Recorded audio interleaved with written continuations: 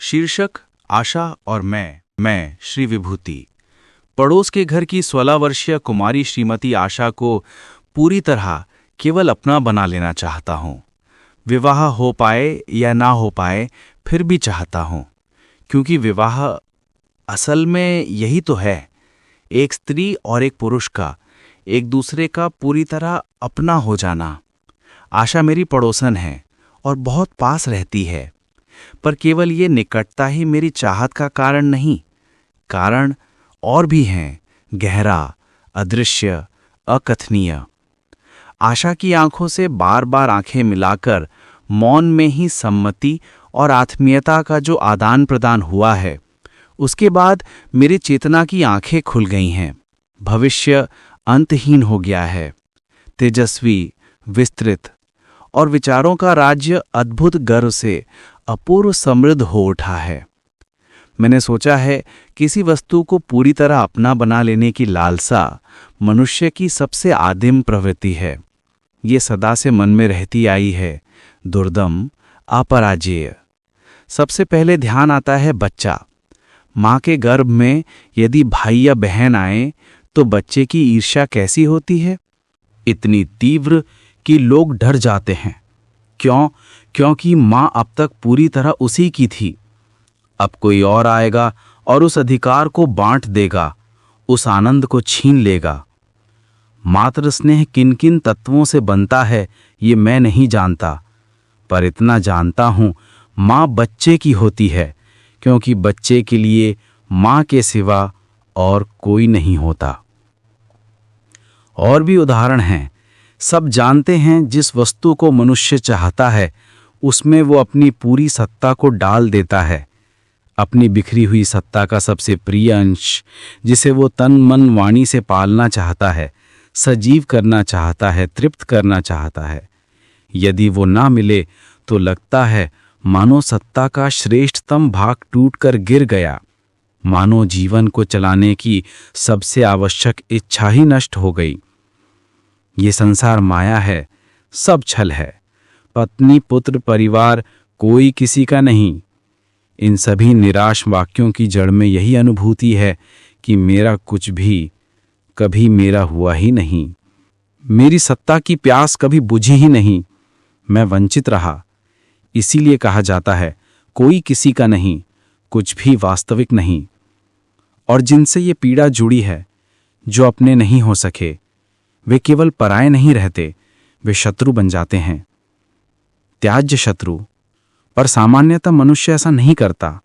वो अपनी लालसा को दबा नहीं पाता और हत्या करता है, युद्ध करता है, रक्त बहाता है।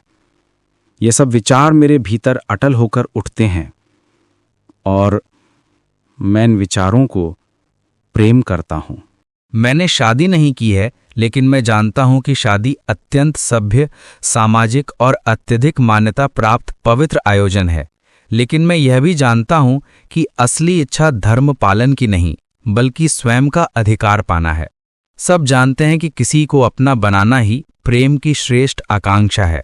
अपने होने का नाम ही वैवाहिक धर्म पालन है, और जब उसे प्राप्त कर लिया जाए तो अगर व्यवहार की बाहरी आभा को शालीन बनाए रखा जाए तो लोग देखते हैं कि प्रेम से किरणें निकल रही हैं और स्वर्ग की ओर दौड़ रही हैं। लेकिन अटल सत्य यह है कि आशा के प्रति मेरे अंगों में मेरे अंग विलाप कर रहे हैं। केवल विलाप कर रहे हैं कहना सत्य का अपहरण होगा। कहना होगा कि विलाप के साथ हर अंग कांप रहा है, तीव्र उत्साह में हिल रहा है, इधर उधर घूम रहा है। मैं आशा से प्यार करता हूं, अगर प्यार का नाम उसके शरीर को अपने अधिकार में लेने की इच्छा है।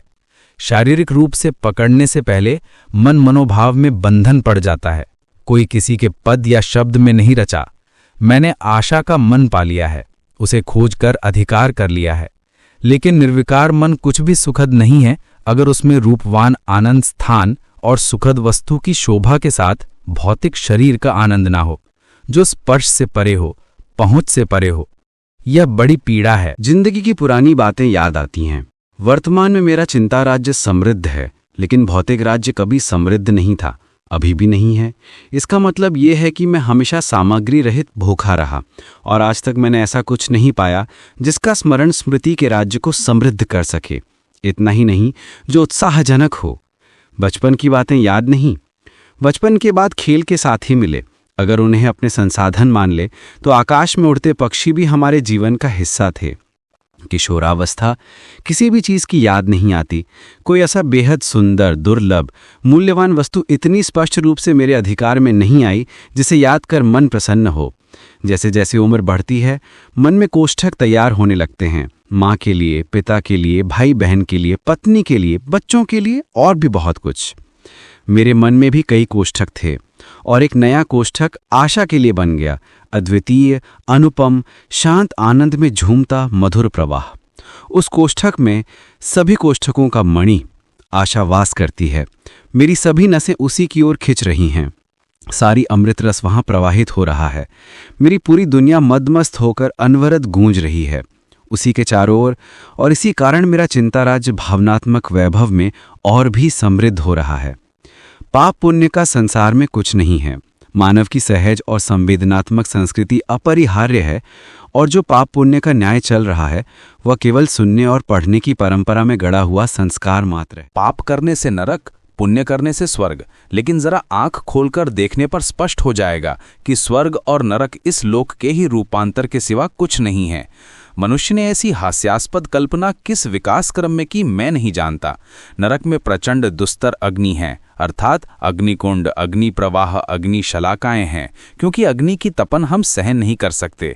नरक में कांटे हैं, अंकुश हैं, क्योंकि ये अत्यंत तीक्ष्ण हैं और शरीर में चुभें तो यहाँ भी पीड़ादायक होते हैं।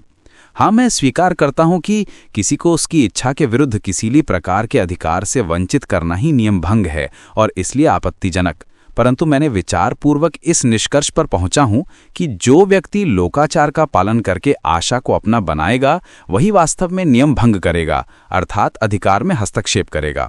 क्योंकि आशा की इच्छा मुझे पाने की है और उसी कारण आशा पर मेरा अधिकार उत्पन्न हुआ है। मैं निसंकोच कह सकता हूं, मेरी आत्मा उसे चाहती है, उसकी आत्मा मुझे चाहती है। कहा जाता है आत्मा में ईश्वर की विभूति विराज करती है, आत्मा ब्रह्म में लीन होती है या अभियुक्त बनकर न्याय के बाद दंड भोगती है। ये सब मिथ्या है। जिन यांत्रिक क्रियाओं के परिणाम स्वरूप हमारे शरीर के भीतर सूक्ष्मतम और जटिलतम लय, विकास, उत्पत्ति, संरक्षण, पोषण, शोधन, संचालन और विनाश निरंतर चलते रहते हैं, आत्मा भी उसी अद्भुत गतिशील यंत्र की सृष्ट एक पदार्थ है। वह इतनी सूक्ष्म स्नायु समष्टि है कि उसका अवयव आंखों से दिखाई नहीं देता। जिस प्रकार मस्तिष्क, हाथ पांव या हृदय शरीर से बाहर जाकर स्वतंत्र अस्तित्व नहीं पा सकते, ठीक उसी प्रकार आत्मा भी नहीं पा सकती। मृत्यु के समय वो वायु की तरह या किसी पुतले के आकार में निकलकर नहीं जाती। जीवनधारी अन्य यंत्रों की भांति उसकी भी वो सूक्ष्म अदृश्य स्नायु समष्टि की क्रिया रुक जाती है। यदि यही वास्तविकता है तो आत्मा का अधोगमन, ऊर्ध्व प्रयाण, नरकवास, स्वर्गवास और योनि भ्रमण के कष्ट, इन सब भविष्यगत घटनाओं की संभावना ही कहाँ रही। इसीलिए मैं उन सब से नहीं डरता। मैं केवल आशा को सशरीर अपना बनाने की आकांक्षा करता हूँ।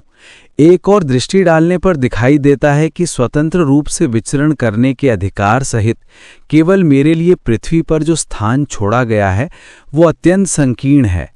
इतना संकीर्ण कि चलते फिरते देह टकरा जाती है, वायु के अभाव में सांस जैसे रुकने लगती है। फिर और अधिक स्पष्ट तथा विचारशील होने पर यह अनुभूति भी साफ हो गई कि आशा को पाने पर मुझे जिस विचरण क्षेत्र की प्राप्ति होगी उसकी कोई सीमा नहीं होगी।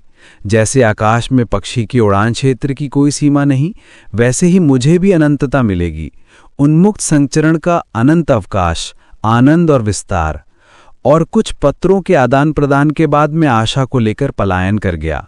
दूर शून्य से एकाग्र दृष्टि फेंककर जिस कपूती के मांस की मैंने प्राणपण से आकांक्षा की थी वो मेरा अपना हुआ।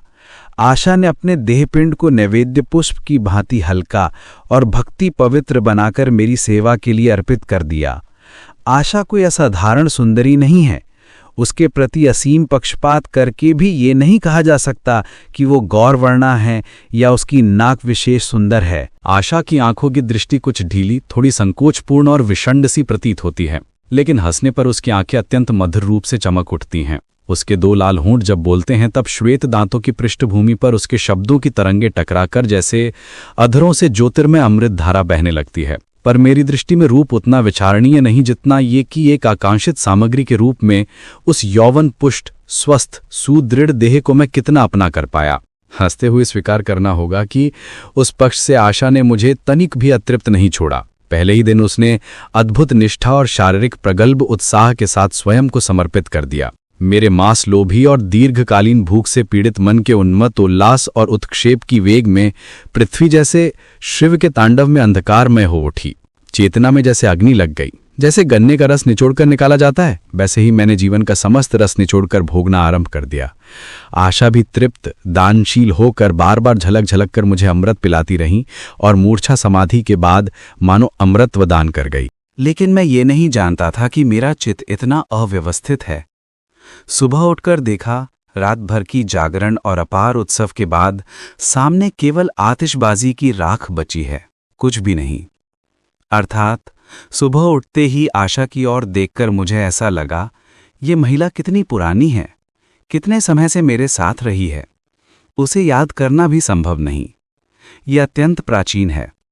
उससे स्वयं को पाने की उन्मत्तता पूरी तरह शांत और निमज्जित हो गई है, और जो कुछ मुझे स्वयं होने के नाते देना था वो अब निचोड़कर समाप्त कर दिया गया, और ये अब व्यर्थ और अप्रयुक्त हो गया है। ये सोचते ही मैं भरी चकित हो उठा। यथार्थ के रूप में कहा जा सकता है, दूरवर्ती आशा जिसने स्वप्नों का निर्माण किया, वह स्वप्न अब स्वप्न नहीं, जागृत जगत का मूर्त रूप है। खिड़की पर शीशे की परत पर खड़े होकर, अर्थात एक अज्ञात व्यक्ति से जो इंद्रजाल फैलाकर कल्पना की कला से सुसज्जित अप्सरा जैसी आशा मुझे आकर्षित करती थी, उसका इंद्रजाल कला कुहेलिकार चंचल माया अब मुझे उबाऊ और कुरूप प्रतीत होती है। सामने खड़े वास्तविक शरीर में नाक से कुड़ गई, लेकिन मैं अपने मन को जानता हूं, इसलिए सब नहीं। सामग्री को अपने अधिकार में लेने की आकांक्षा मानव के लिए कितनी स्वाभाविक है, ये मैंने पहले स्पष्ट भाषा में कहा और समझाया है। लेकिन तब मैंने ये नहीं कहा कि मानव मन की गति स्वाभाविक रूप से न केवल जर्जर परंपराओं की ओर होती है, बल्कि नवीन की ओर भी। यदि कोई अपना पानी योग्य सामग्री पुरानी लगती है, तो उसे त्याग कर नई सामग्री पाने की आकांक्षा भी उतनी ही प्रबल होती है। मन ही मन यदि थोड़ी कोशिश की जाए तो कोई भी व्यक्ति अनुभव कर सकता है कि बचपन से ही मानव नवीन पाने की लालसा में अस्थिर और अंतर्मुखी रहता है। नई नई खिलौने पाने की इच्छा से शुरू होकर पुरानी किताबों की ओर खिंचाव, मारकर फेंक दी पुरानी किताबें, नई किताब खरीदने की खुशी। क्या हमें इसमें आनंद नहीं मिला? बच्चे छोले के समय नई कपड़े पाने का आनंद नए कपड़े पहनने पर अब भी जगा रहता है। आदत नहीं जाती, वो बनी रहती है। यही बचपन की आदत है कि मनुष्य मूल्यवान वस्तुओं के बदले कम मूल्य की नई वस्तुएं इकट्ठा कर सकता है, रंग भरकर पुरानी को नई बना सकता है। नई नई आभूषणों और वस्त्रों में पुरुष और महिला को सजाकर नई चीज पाने की इच्छा को शांत न करने के इरादे से यदि संतान जन्म लेती है तो पत्नी के प्रति प्रेम और गहरा होता है। पुरुष नई चीजों के माध्यम से आसक्त होता है और पत्नी को नए परिवेश में नए रूप में पाता है। यदि कोई ये सब झूठ कहे और अस्वीकार करे तो ये झूठ नहीं हो जाएगा, लेकिन आशा एक दिन ही पुरानी हो जाएगी और उसे लेकर अनंत खुली दुनिया में विचरण करने की तीव्र, उष्ण और उत्साही इच्छा एक दिन ही इतनी ठंडी और शांत हो जाएगी कि इसका स्वप्न भी नहीं सोचा जा सकता।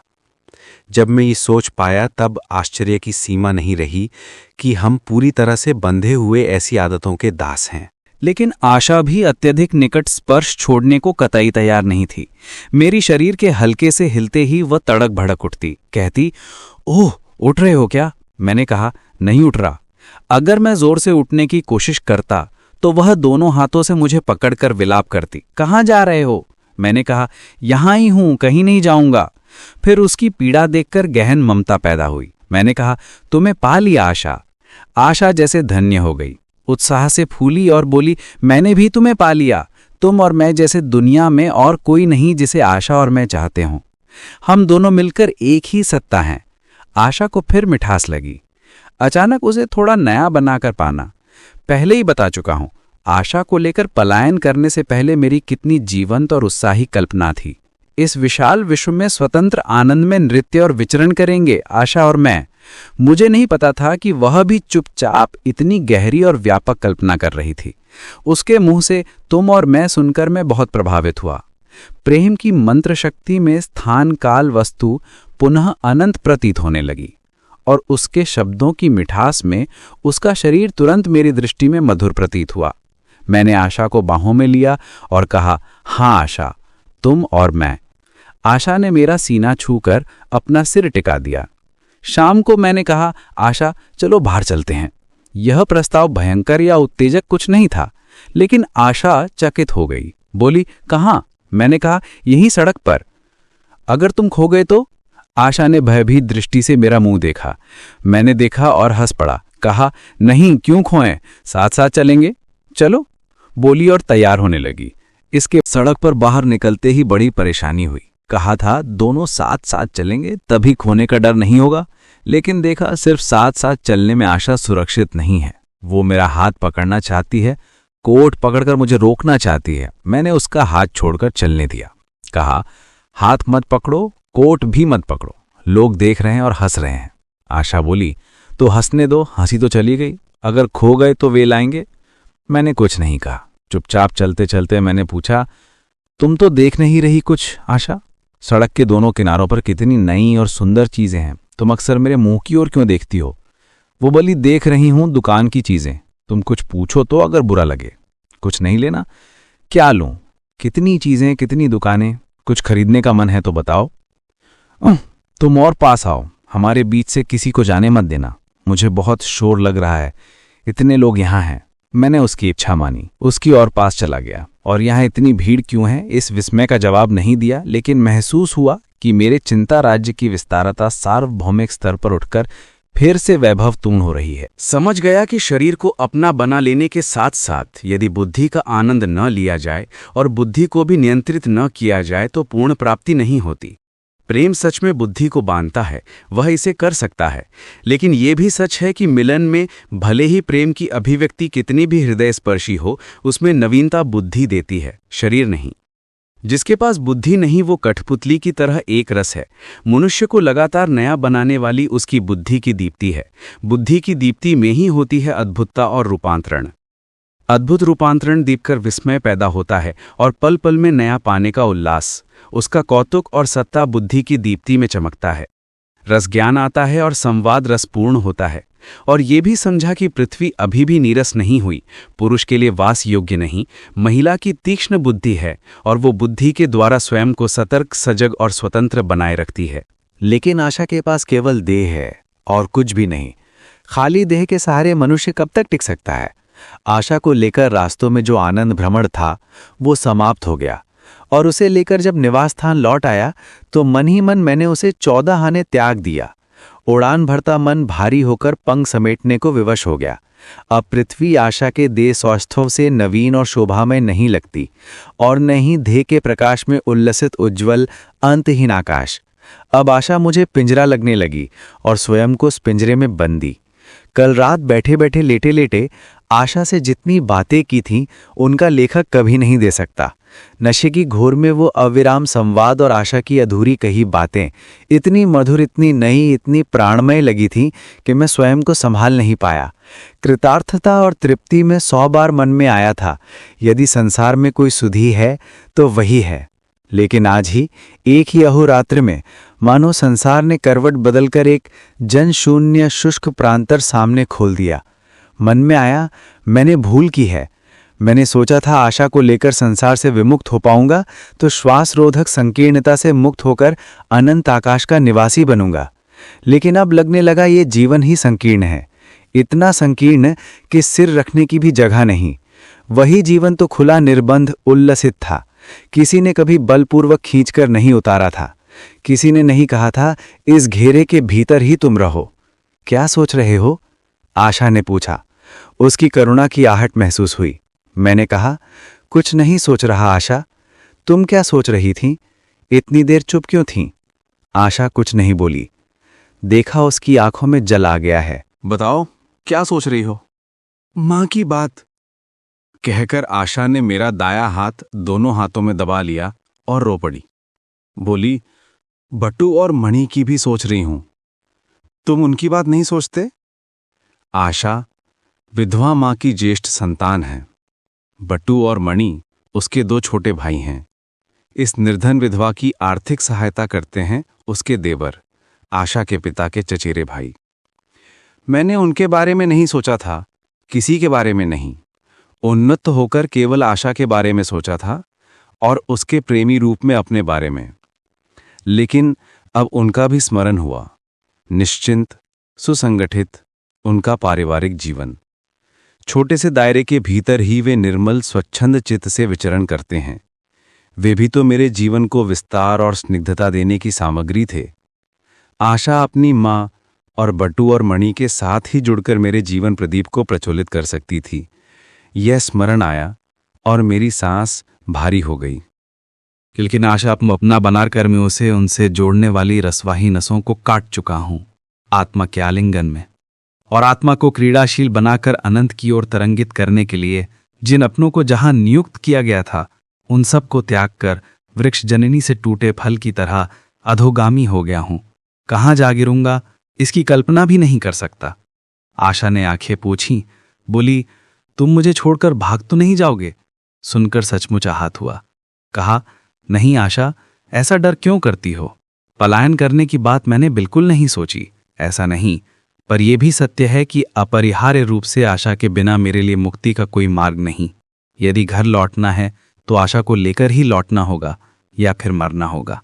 रास्तों में भूत की तरह भटकता नहीं रह सकता। आशा को छोड़कर चला भी जाऊं तो जन्मभूमि में मेरा कोई स्थान नहीं। मानो कोई बंधन कस रहा था। कसते कसते अचानक छोड़ दिया, मुक्ति मिल गई।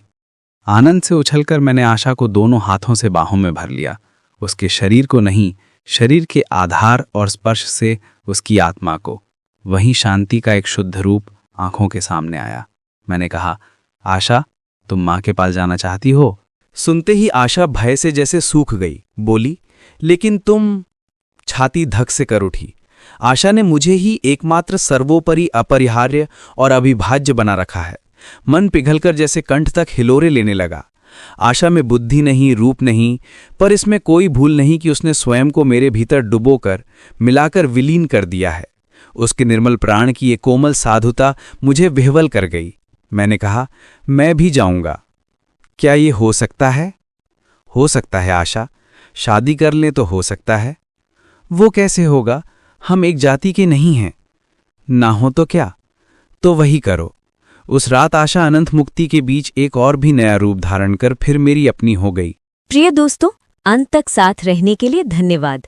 कृपया हमें प्रोत्साहित करने के लिए इस वीडियो को लाइक, शेयर और सब्सक्राइब करें। आपका सहयोग ही हमारी सबसे बड़ी प्रेरणा है। धन्यवाद।